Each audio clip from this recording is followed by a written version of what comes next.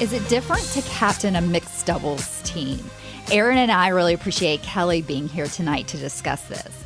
Kelly ran cross country in college, is a 3-0 tennis player, has captained a ton of teams, both women's and mixed, and considers tennis to be her wind down time from her job.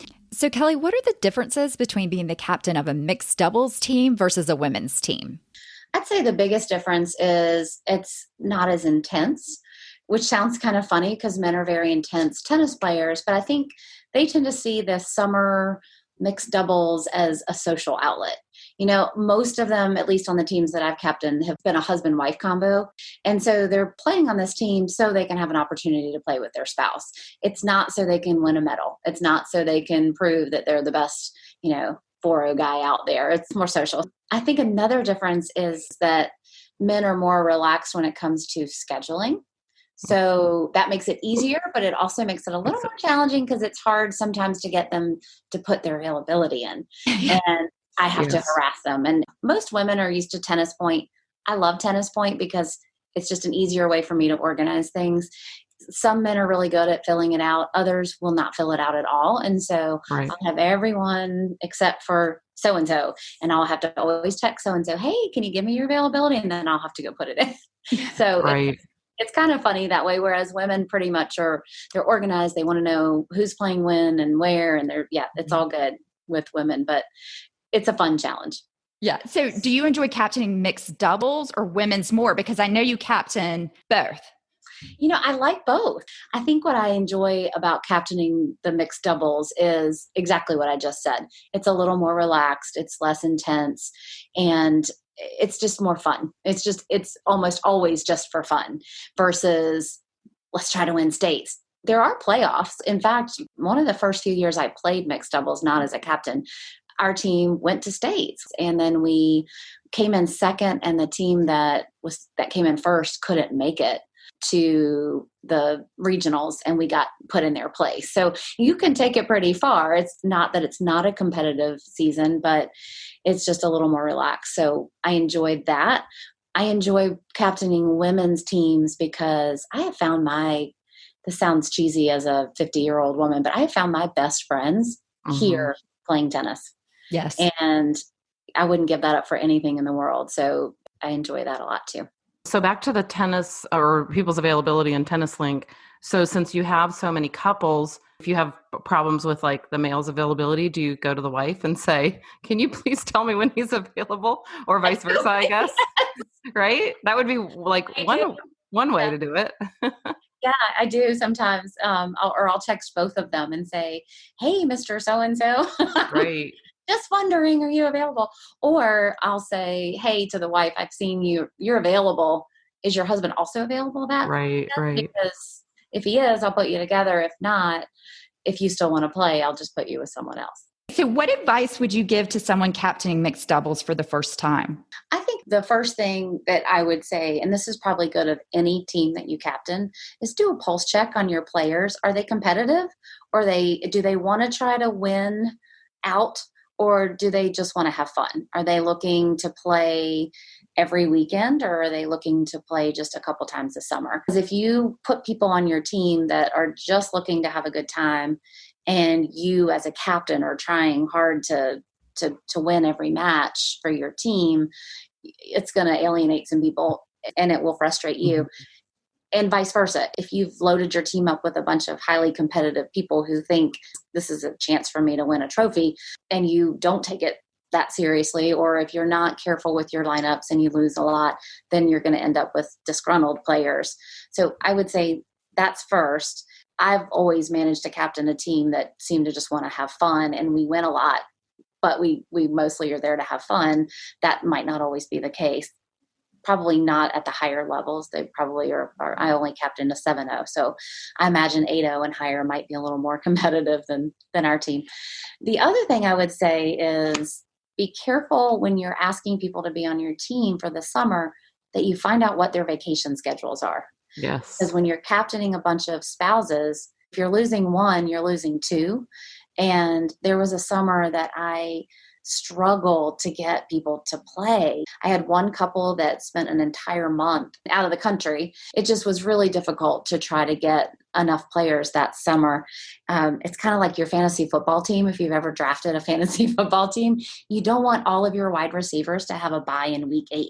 You want to make sure that they have byes on different weeks. So that would be my other advice. It's a little different than when you're just captaining a straight up women's team or men's team. And so you play with your spouse, obviously, right? Your ratings match up so you can play on that 7-0 team together? They do now. Yes, they do. Okay. And we do play together, and it is fun. One of your questions was, do you enjoy playing with your spouse? And yeah. And I have a long answer to that. I love playing with my spouse at certain times. And when I first started playing, I was very nervous. I didn't want to play with anyone else because I didn't want to embarrass myself. I didn't want to disappoint anyone else. And I was very intimidated by playing with any partner that was stronger than me, let alone a male that was also stronger than me. And so it was a comfort to me to always be on the court with my husband. I also thought he hung the moon and he knew everything there was to know about tennis. And so I was the dutiful wife who listened to everything he told me to do. Okay, you want me to just stand over there and not move? Right. Okay. I did whatever he told me. That sounds like a great plan. It was, he thought it was. And I thought it was okay too, until as I started playing more and more, and I got more confidence in myself, but I also played more doubles. And he plays more singles. So you can imagine what happened when he started trying to tell me where to stand on the court. He is a higher level player than I am. He has been playing for a lot longer than I have.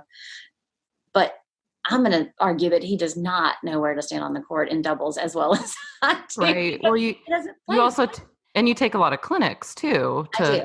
Yes. Yeah. So that helps.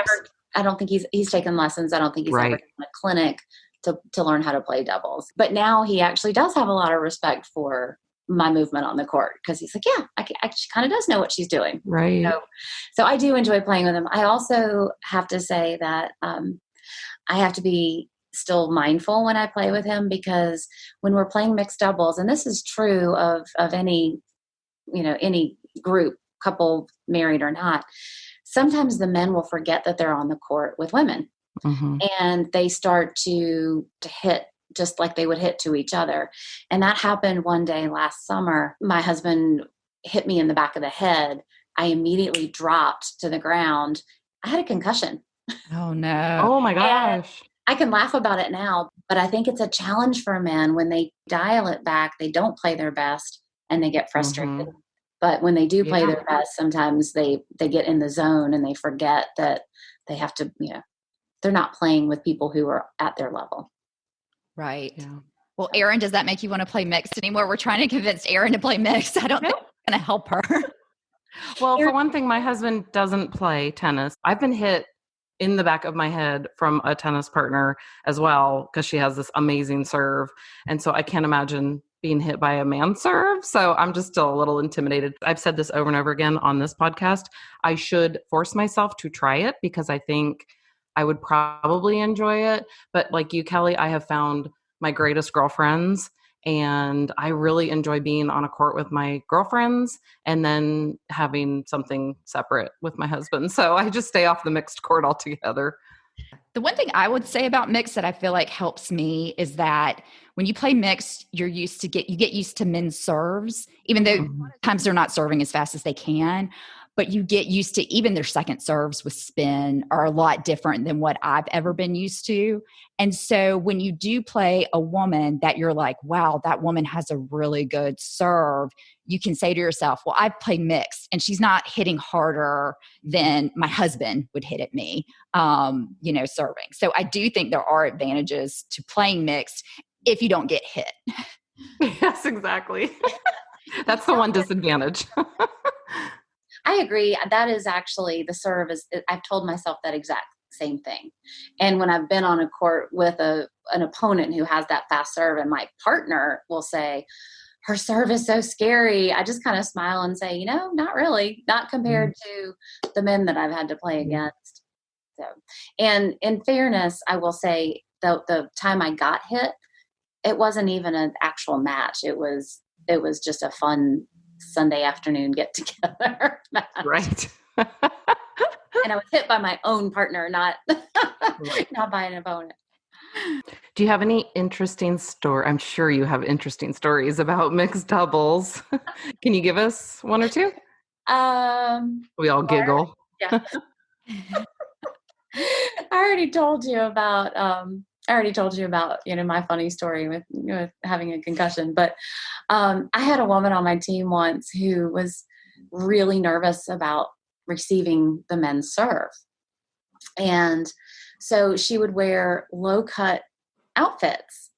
And when the man was serving to her, she would intentionally bend over as far as she could to show cleavage to distract him while he was serving. That is And it awesome. worked. I mean, it worked sometimes, she said. It didn't work every time, but there occasionally it worked. That is not what I was expecting, Yeah. but that's a great story.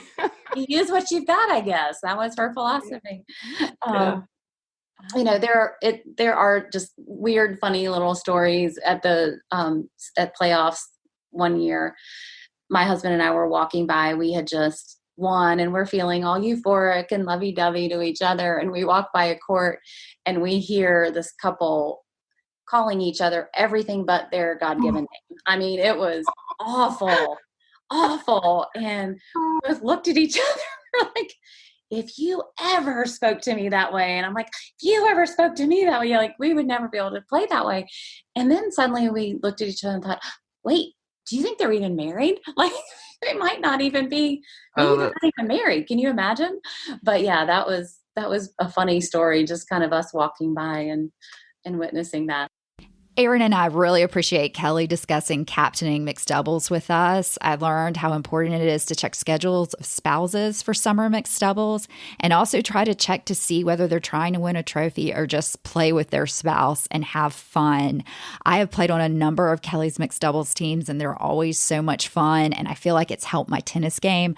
But to be honest, I'm always very scared when I'm out there playing mixed doubles because I don't want to get hit. But I think we're getting closer to convincing Erin to play mixed doubles. If you'd like to see a picture of Kelly, please check out our Facebook page, which is Second Serve Podcast. Thanks so much for listening and hope to see you on the courts soon.